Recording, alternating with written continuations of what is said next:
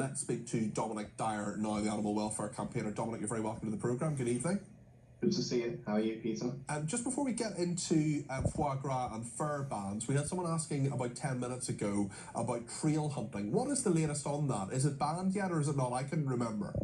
You've got a government consultation that's now underway. It's right. A 3-month consultation on looking at proposals to end trail hunting. And obviously campaigners like me are very much pushing that agenda on the government to ban it, because we think it's a loophole that allows hunts to use hounds to illegally kill both foxes and stags. So it's cruel, it needs to end.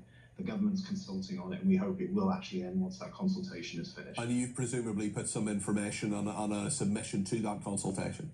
There is, yeah, and if you go on the League Against Cruel Sports website, you can find some advice there on how you can respond as an individual, and we'd like to see hundreds of thousands of people respond. Let's make this the biggest consultation response the government has ever had, because we know people care passionately about this issue up and down the country. How much longer do people have to contribute to that consultation? You said it's a 3-month consultation. Yes, about another 10 weeks. Okay.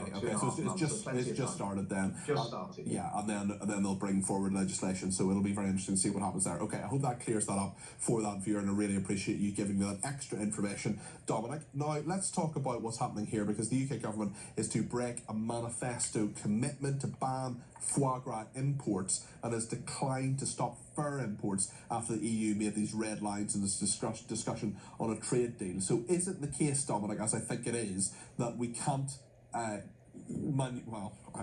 create, manufacture, abuse ducks in this country to make foie gras? It can't happen in this country, as far as I understand it, and we can't sort of create and skin animals to make fur in this country, but importing it is something that may well continue despite what Labour's saying. Is that correct?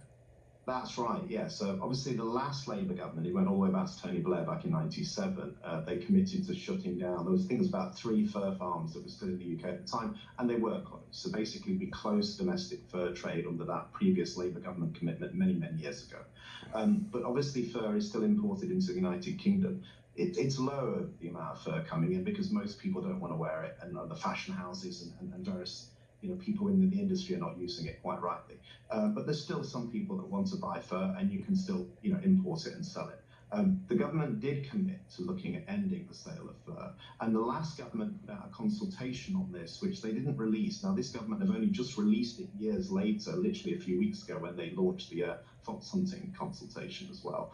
But what it does show is that the vast majority of people in this country think that fur is very cruel, and they'd rather see it not sold. But the government is backtracking on this and the sale of foie gras, because foie gras is horrible. This is where you're force feeding ducks and geese, to make their liver 10 times what it should be to make this pate, and you force this down their throats, this extra food, using pipes in cages. It's the most disgusting, cruel manufacturing process possible. You can't produce food like that in the UK, but I think the vast majority of people in this country would rather see none of it sold at all. But again, the government are backtracking on that. And this is really because the EU has said these are red lines in terms of any closer trade relationship that Keir Starmer is wanting to have with the European Union. So this is where we're actually seeing the closer relationship with Europe beginning to impact on animal welfare, which is not something we want to see. It's not just Labour as well. Boris Johnson's Conservatives had a plan to ban fur and foie gras imports using the Brexit freedoms, which shelved them after an outcry from Tory MPs. Now, a spokesman for the Department for Environment, Food and Rural Affairs said, "We are proud to have some of the highest animal welfare standards in the world, which has seen fur farming banned across the UK for 20 years. We welcome the publication of our expert Animal Welfare Committee's report on the responsible sourcing of fur. This delivers a key commitment made in the government's world-leading animal welfare strategy."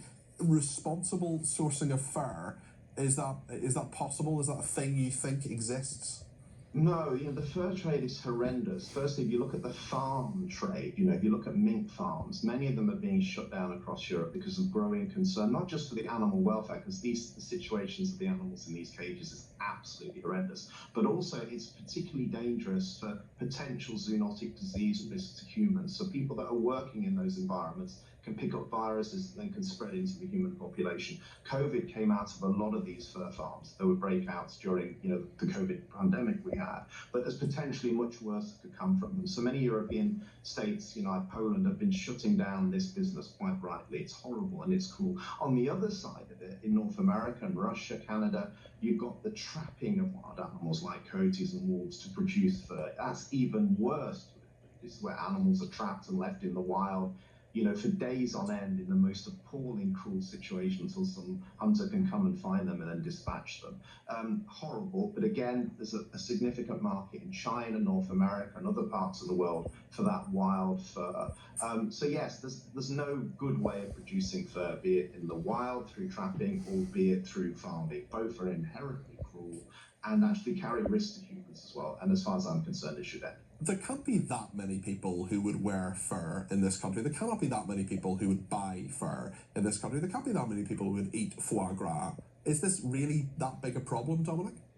No, but you always get people who say it's my right to be able to do so. You're infringing my human rights by taking away the ability to wear fur if I choose to, or to go to Fortnum and Mason's and get my foie gras if I want it. I don't agree with that, because you have to have lines that you draw, and I think the vast majority of people today are deeply concerned about the welfare of animals in production systems that foie gras are terrible, or the fur farms we've just discussed. So yeah, I think you've got to move with public opinion. I don't think there's a huge risk to any government, be it the last Tory one or this Labour one, by actually banning fur sales and banning the sale of foie gras. In fact, I think they'd be really popular moves, to be quite frank with you, and I think the vast majority of people in this country would be very happy with that. You might have a small minority that don't like it, but I can live with that, to be honest. Why do you think they're capitulating to the EU on this? What is their reasoning politically for doing so?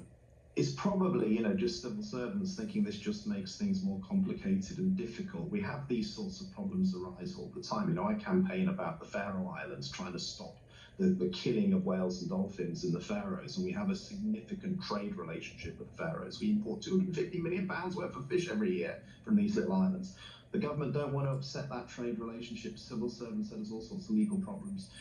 You get this all the time, be it in the UK, even though we're outside of the EU, or if you go into the European Union, even more complex. So, excuses, delays, dithering, civil servants, lawyers, and all of it gets involved in this. Ultimately, though, we should be talking about animal welfare, wildlife protection.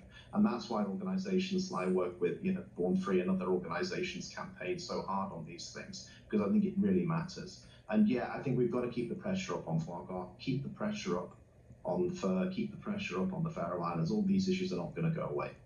Dominic, no better man to keep the pressure on. Dominic Dyer there, animal welfare campaigner. Thanks for joining us.